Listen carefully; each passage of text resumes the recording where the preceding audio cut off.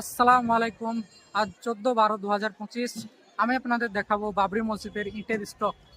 মানুষ যে এত ইট দিয়ে ভরে দিয়েছে বন্ধুরা, যে কল্পনার বাইরে, যে এত এত ইট দিয়েছে মানুষ, যে এখানে আর জায়গা দেওয়া যাচ্ছে না। আগে আমি আপনাদের ইটের স্টকটা দেখাই।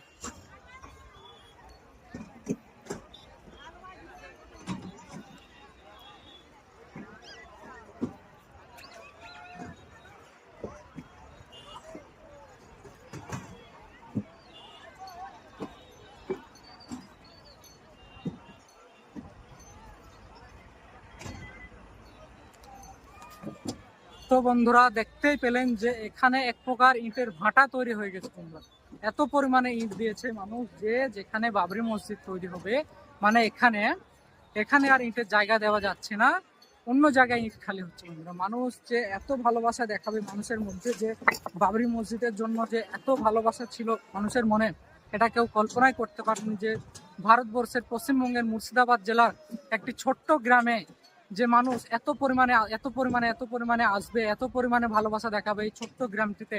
সেখানে গ্রামে যে মানুষ এত পরিমাণে ভালোবাসা দেখাবে, মানুষ কোনোদিন কল্পনাই করতে পারেন যে এই ছোট্ট গ্রামে এত লোক হবে, লক্ষ লক্ষ মানুষের সমাগম। বন্ধুরা, আপনারা আগেই দেখেছেন যে কত মানুষ এসেছিল 6 ডিসেম্বর, যেদিন আমাদের বাবরি মসজিদ শিলান্যাস হয়েছিল।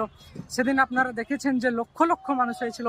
NH-34 পুরো ব্লক হয়ে গেছিল, এদিকে বহরমপুর থেকে ওদিকে কৃষ্ণনগর